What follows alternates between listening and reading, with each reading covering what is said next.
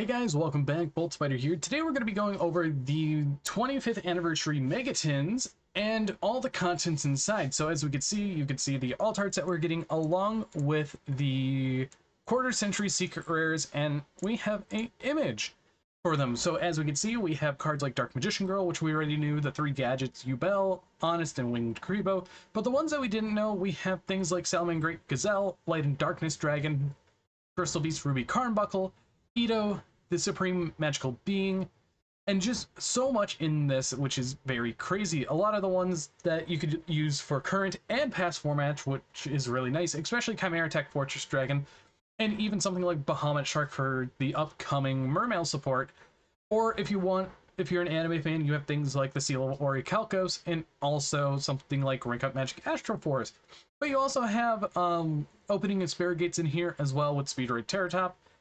And on top of that, Ultimate Tzolk'in and Cosmic Blazar Dragon. A lot of cool options for quarter century secret rares, but some of them are a miss, but that's fine because every product will have misses. But let's take a look at the rest of the cards. A lot of the prismatic secret rares are very interesting. We have things like your alt arts that they revealed through the Twitter reveals, being Dark Magician, Red Eyes Black Dragon, Tuning Raigeki, Limited Removal, Feather Duster, Invoke Mechaba, and Invocation, along with 2 of the tokens, the 25th tokens that OCG got, Side Pride and Side Unity. And then let's talk about a lot of the prismatic secret rares. So imagine every single good card from the past year, from Power of the Elements, or past 2 years, from Power of the Elements till now, they're most likely in here. So things like Terralink Kashira, you have Gigantic Sargas Champion, Kashira Theosis Thrust. A lot of these they've already announced and revealed. We also have things like Prodigy Wakushi, which is very nice of an upgrade. Guiding Quem is in here. Rum Heart's a secret rare finally to match the other hearts, along with Rise Heart, which is very nice. And then we also have things like Despeter, Despane Lulu, Lilith, Chaos Angel, Fire Dragon Singularity, which is a good prismatic secret rare just for the nick of time with Malice, Time Tearing Morganite for your stun and runic decks. You also have Gazelle, the King of Mythical Claws, and Berfamit, Big Wing Berfamit. Other ones that you can watch out for are things like Chimera, the King of Phantom Beasts, Crimson Dragon, Visas Amatara, and so on and so forth, because there's quite a lot to go over. One of the things that kind of shocked me when I saw a lot of these are the secret rare Snake Eye cards. Dibelstar, Ash, Oak, Birch, Flameburge. We also have Snake Eye Poplar in here with Phantom of Ubel. But you also have things like Temple and Sinful Spoils. So literally they just blinged out the full entire Snake Eye deck, which is very crazy, into secret rare. You have SP Little Knight, Wanted as well. So a lot of these cards won't get hit until the list after, probably. We have things like Dumoftef, the Blessing of Horus, and M-City, Glory of Horus with King Sarcophagus. Bonfires in here. Regular art, Junk Warriors in here. It should have been the alt art instead. Kind of sad about that. Now where you get into the Duelist pack stuff, we have Xeno Meteorosaurus, Ground Xeno, your Vanquish Soul cards. They took up 4 slots. Your 4 Centurion cards being Primera, Trudea, Legacia, and Oath, Trident Dragon, and the 3 World Premiere promos, which I'm going to be looking at now. So first off, we have Theia, the Primal Being. It is a level 11 Dark Rock effect monster, 3000 attack, 600 defense. During the main phase quick effect, you contribute monsters whose total levels equal 11 or more. Special summon this card from your hand, then if you control no monsters, you can destroy 1 monster on the field with the highest attack, your tied, or your choice if tied.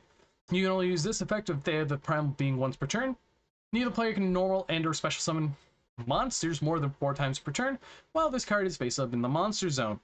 So realistically, this punishes your opponent if they Nibiru you, since you can continue your combo, then tribute the token to summon this out to pop a card.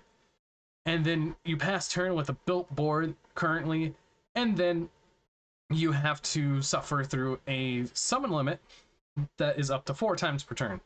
Now, realistically, it is a good promo, or a world premiere card, I would just say, and overall, it's definitely interesting of a card and I can't wait to see what people do with it. Yada yada, the same old. But one of the things I do want to note, people thought that the card would tribute from both sides, but it only tributes from your side. After that, we have heavy polymerization. This is a new polymerization spell. You can fusion summon one fusion monster from your extra deck using 3 or more monsters from your hand or field as material. You can also banish monsters from your extra deck as material up to the number of monsters your opponent controls, but you lose life points equal to the attack of monsters banished this way when the monster's fusion summoned. So realistically, it helps out decks that really lose to Ash Blossom, that you can use your extra deck instead. Like in Lunalights, instead of using Lunalight Fusion, you can use Heavy Polymerization to summon out one of your big V6 boss monsters of the Lunalight stuff.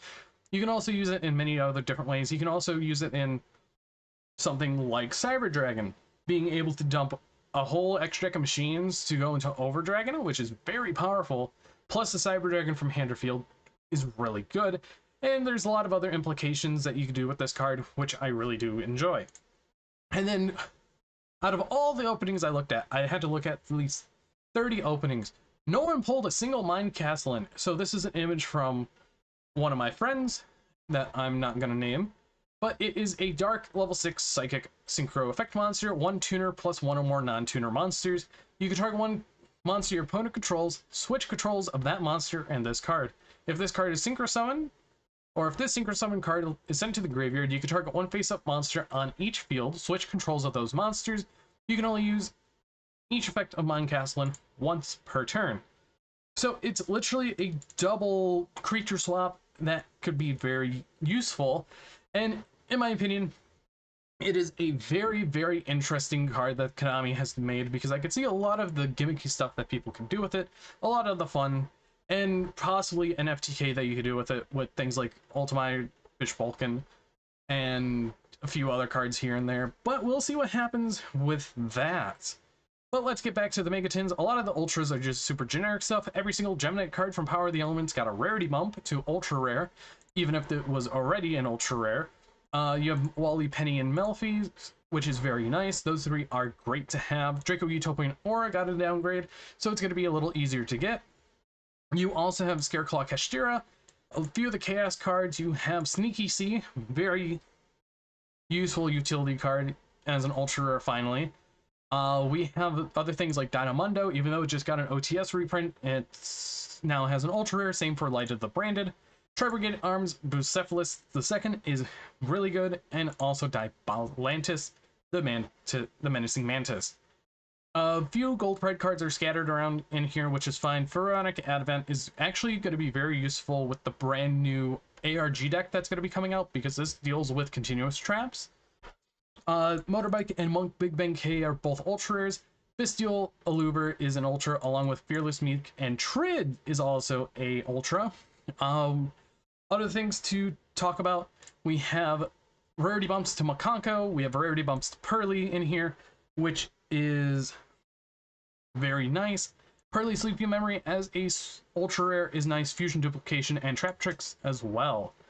We have things like Cornfield Coal, Mirror Sword Knight, Torrid, the Evil Zors and Evilites are here, which is a thumbs up to me. Shavara and Shayama, both very good. Preventer, a well-deserved Ultra Rare in my opinion.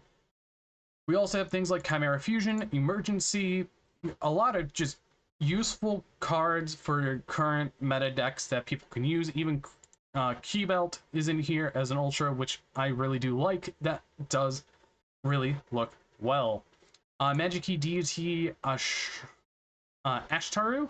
This is one card that I always have my eyes out on, just in case of something can use it. As I said before, we have both Happy and Keb here. Very nice upgrades. IAS Invasive Alien Species. This is a good rarity upgrade along with Master Tau. Other things to go off of this, we have Ken and Gen, like what we saw in the reveals, along with Pit Knight Philly. We have 4 of the 5 cards from the Selection 5 imports from Age of Overlord, which is very interesting. They could have put them in there. Let's get into the maze cards. Labyrinth Heavy Tank and Shadow Ghoul, along with Labyrinth Wall Shadow. Those were the only 3 Gate Guardian cards in here fully. Red Eye Soul, very good. Prismatic secret rare I should point out is Red Eye's Black Meteor Dragon, which is very, very useful. If you didn't have your Perform Hell Duelist Extraordinaires, you now have those, along with things like Angel of Blue Tier and Soul of the Supreme King. For Maze of Millennia, we have things like Hornsaurus, Groundkeeper, Lionwalker, Geokraken, 3 of them. I kind of hoped that Stone Sweeper was in here, but it's not. You have the rest of your Rescue Ace core, Impulse, Airlifter, Monitor, Fire Attacker, Engine, HQ, all in the hollow now, so literally that deck's all foiled out. Pearlies, Eep, Purely, Happiness, Beauty, Plump, Noir, Street, Happy Memory, Delicious, and Eep, all in ultra rare, so you can literally just play the deck in ultra rare now, which would look nice. Your Makanko cards, Oheim and Water, both got a Prismatic secret rare. Let's just go back up here, because you can see Water Arabesque and Oheim are both Prismatic secret rares, which is very nice.